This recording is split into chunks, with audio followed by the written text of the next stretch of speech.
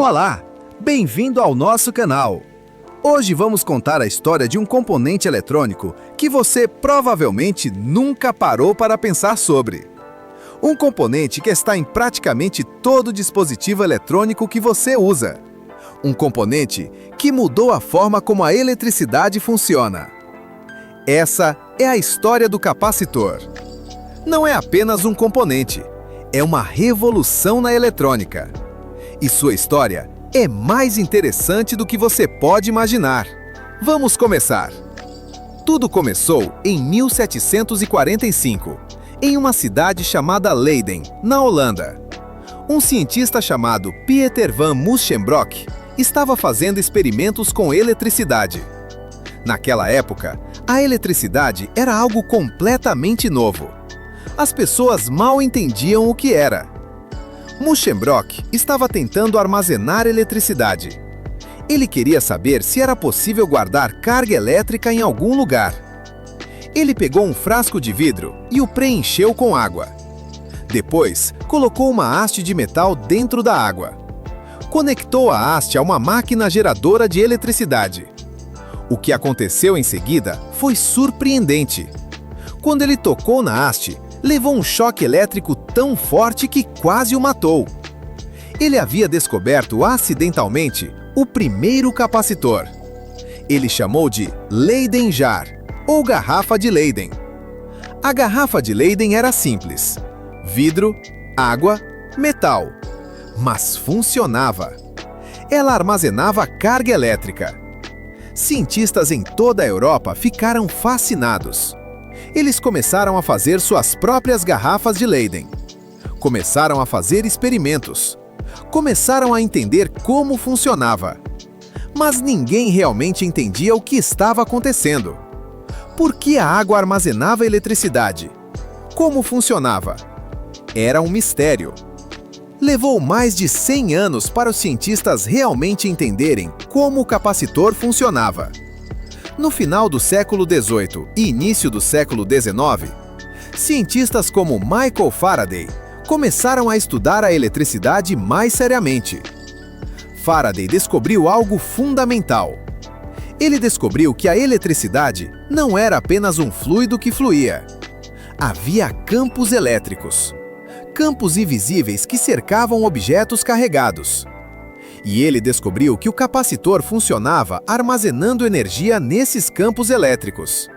Quando você coloca carga em um capacitor, você não está realmente armazenando elétrons. Você está criando um campo elétrico entre duas superfícies. Pense em um capacitor simples. Tem duas placas de metal, uma ao lado da outra, separadas por um material isolante. Quando você coloca carga em uma placa, ela repele carga na outra placa. Isso cria um campo elétrico entre as duas placas. Esse campo elétrico armazena energia. Quando você descarrega o capacitor, o campo elétrico desaparece. A energia é liberada. É como uma mola. Quando você comprime uma mola, você armazena energia. Quando você a libera, a energia é liberada. O capacitor funciona da mesma forma. Você armazena energia em um campo elétrico. Quando você a libera, a energia é liberada. Essa compreensão mudou tudo. Agora, os cientistas sabiam como funcionava. Ao longo dos séculos XIX e XX, o capacitor evoluiu dramaticamente. No início, capacitores eram grandes, muito grandes. A garrafa de Leyden era enorme, ocupava muito espaço. Mas conforme a tecnologia avançou, capacitores ficaram menores, muito menores. No século XX, cientistas começaram a usar diferentes materiais. Não era mais apenas vidro e água. Eles usaram papel. Papel impregnado com óleo. Isso funcionava muito melhor. Permitia capacitores menores e mais poderosos. Depois, vieram os capacitores eletrolíticos. Esses usavam uma pasta química especial entre as placas. Permitiam armazenar muito mais carga em um espaço muito menor. Depois, vieram os capacitores de cerâmica. feitos de um material cerâmico especial. Hoje em dia, temos capacitores de todos os tipos: capacitores de filme, capacitores de tântalo, capacitores de polímero, cada um com suas próprias características. E eles ficaram muito pequenos. Você pode ter um capacitor do tamanho de um grão de arroz, que armazena tanta energia quanto uma garrafa de Leyden do tamanho de uma garrafa de água. Agora vamos entender realmente como um capacitor funciona. Um capacitor tem duas placas de metal, uma ao lado da outra. Entre elas, há um material isolante. Esse material isolante é chamado de dielétrico. O dielétrico é importante. Ele impede que os elétrons fluam diretamente de uma placa para outra, mas ainda permite que um campo elétrico exista entre as placas. Quando você conecta um capacitor a uma fonte de energia, elétrons começam a se acumular em uma placa. A outra placa perde elétrons. Isso cria uma diferença de potencial, uma voltagem.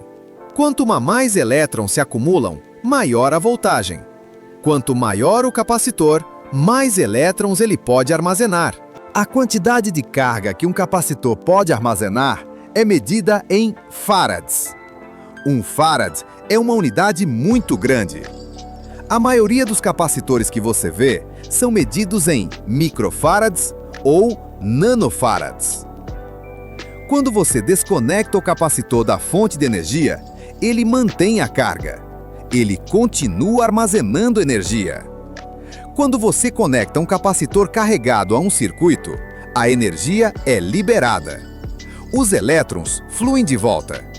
Isso cria uma corrente elétrica. A velocidade com que o capacitor carrega e descarrega depende da resistência no circuito. Com pouca resistência, ele carrega e descarrega rápido. Com muita resistência, é lento. Agora você pode estar se perguntando: por que capacitores importam? Por que estão em todo lugar? A resposta é simples. Capacitores fazem coisas que nada mais consegue fazer. Primeiro, eles carregam e descarregam muito rápido. Muito mais rápido que baterias.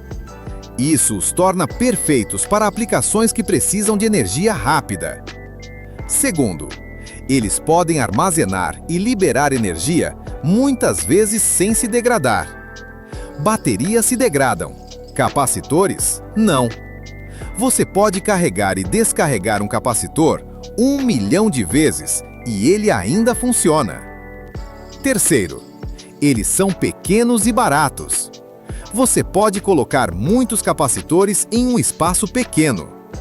Por causa dessas características, capacitores são usados em praticamente tudo. Eles são usados em fontes de alimentação para suavizar flutuações de voltagem.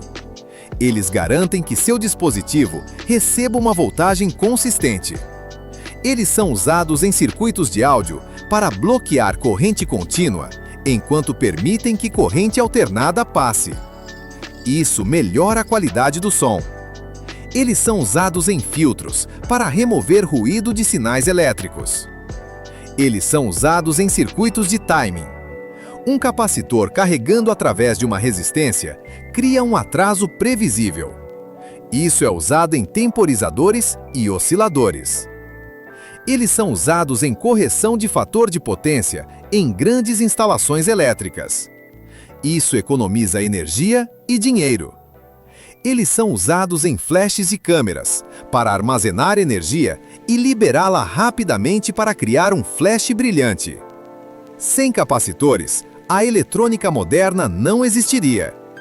Agora, os cientistas estão trabalhando em capacitores ainda mais avançados. Supercapacitores, também chamados de ultracapacitores, podem armazenar muito mais energia do que capacitores convencionais.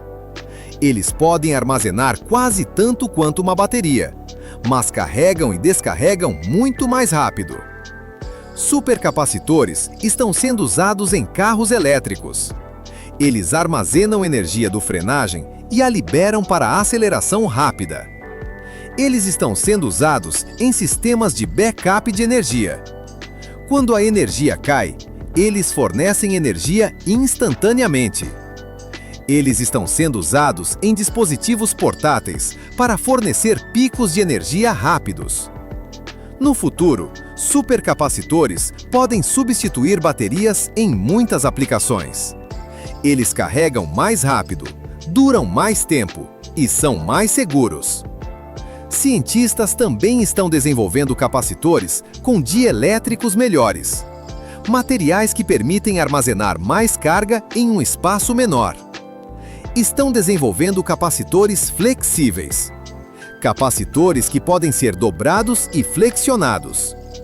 Esses podem ser integrados em roupas e dispositivos portáteis. O futuro dos capacitores é muito promissor. Então, essa é a história do capacitor. De um acidente em 1745 até a tecnologia avançada de hoje.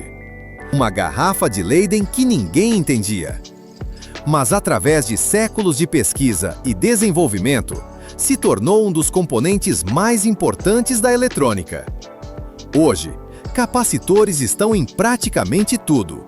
Seu telefone, seu computador, sua TV, seu carro. Todos têm capacitores. E no futuro, capacitores ainda mais avançados vão mudar a forma como armazenamos e usamos energia. Se você gostou dessa história, deixe um like. Inscreva-se no canal para mais vídeos sobre história da tecnologia e eletrônica. Ative as notificações para não perder nenhum vídeo novo. E nos comente qual parte dessa história você achou mais interessante. Obrigado por assistir. Nos vemos no próximo vídeo.